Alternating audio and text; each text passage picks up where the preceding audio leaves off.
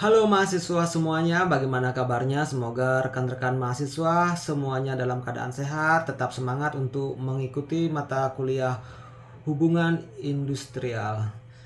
Nah, di sini di mata kuliah ini, di hubungan industrial ini, kita sudah memasuki sesi yang kelima.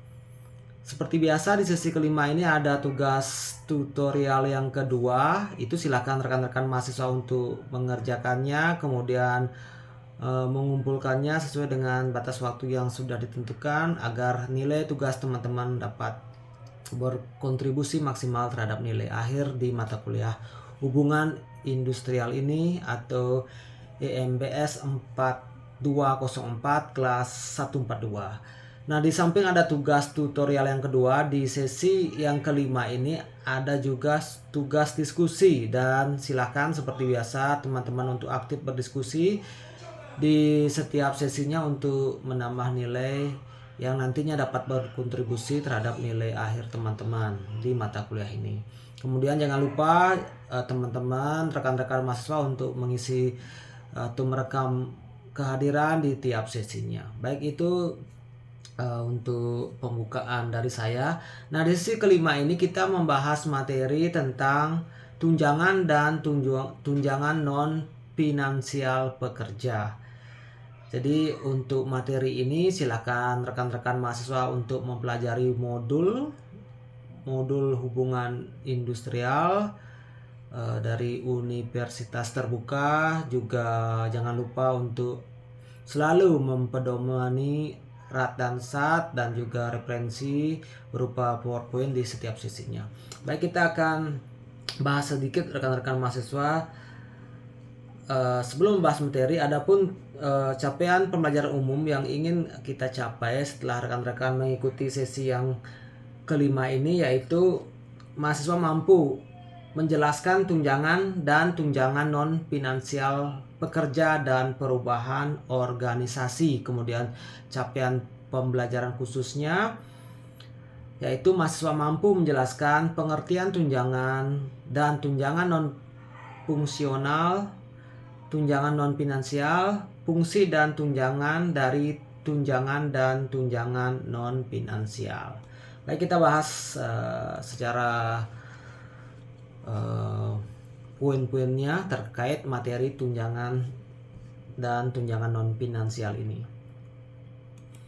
Nah, tunjangan seperti rekan-rekan mahasiswa sudah pelajari, sudah pernah mendengar sebelumnya. Tunjangan itu adalah pembayaran keuangan tidak langsung yang tujuannya untuk meningkatkan kesejahteraan dari karyawan suatu perusahaan. Nah, tunjangan diberikan berdasarkan keanggotaan karyawan, bukan kinerja, tapi ada juga tunjangan itu didasarkan pada kinerja dari masing-masing pegawai yang sering kita kenal dengan istilah tunjangan kinerja. Nah, adapun apa tujuan dari pemberian tunjangan ini, yaitu untuk meningkatkan kondisi fisik dan mental karyawan agar produktivitas dari karyawan dapat ditingkatkan. Nah, tunjangan meliputi program kesehatan, keselamatan, dan kesejahteraan umum. Kelebihan dari tunjangan ini yaitu kelebihan pendapatan bebas pajak bagi karyawan. Kemudian biaya lebih murah untuk kelompok besar. Tunjangan penting untuk menarik dan mempertahankan karyawan meskipun tidak selalu meningkatkan kinerja.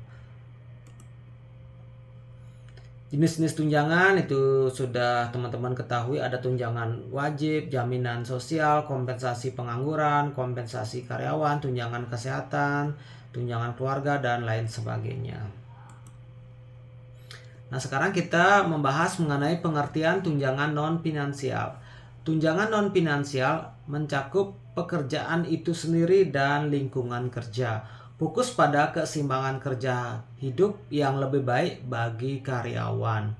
Tunjangan non-finansial penting untuk meningkatkan kepuasan dan produktivitas dari karyawan tersebut, termasuk faktor-faktor seperti variasi keterampilan dan otonomi dalam pekerjaan.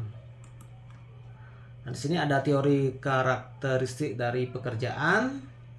Jadi teori karakteristik pekerjaan yang dikemukakan oleh Heckman dan Oldham mencakup yang pertama ada variasi keterampilan, identitas tugas, signifikansi tugas, otonomi, dan umpan balik. Silakan nanti teman-teman bisa pelajari. Kemudian faktor lingkungan kerja pada kompensasi non finansial. Faktor lingkungan kerja yang baik mendukung kepuasan karyawan, kemudian kebijakan yang logis, insentif realistis, kondisi kerja, baik peluang untuk kemajuan. Manajer yang terampil mempengaruhi kinerja dan kenyamanan dari karyawan tersebut. Karyawan yang berkompeten menciptakan sinergi yang positif. Kemudian rekan kerja yang bersahabat mendukung tim kerja yang efektif tentunya. Nah, faktor lain dalam lingkungan kerja yaitu ada simbol status yang pantas, menciptakan rasa hormat dan pengakuan. Kondisi kerja seperti ruangan ber-AC, ruangan yang nyaman, dan keseimbangan kerja hidup penting untuk kenyamanan dalam menciptakan lingkungan kerja yang nyaman, kemudian menciptakan lingkungan kerja yang saling mendukung, kondusif, dan nanti akan mempengaruhi dari produktivitas karyawan itu sendiri. Lingkungan kerja yang baik dapat meningkatkan kinerja dan kepuasan dari karyawan. Nah, demikian ringkasan atau poin-poin penting dari materi sesi kelima ini, tunjangan dan tunjangan non finansial. Silakan untuk lebih jelasnya teman-teman bisa pelajari di modulnya. Terima kasih sudah menyaksikan video dari saya. Tetap semangat dan sampai ketemu di sesi berikutnya. Terima kasih, sukses untuk kita semuanya.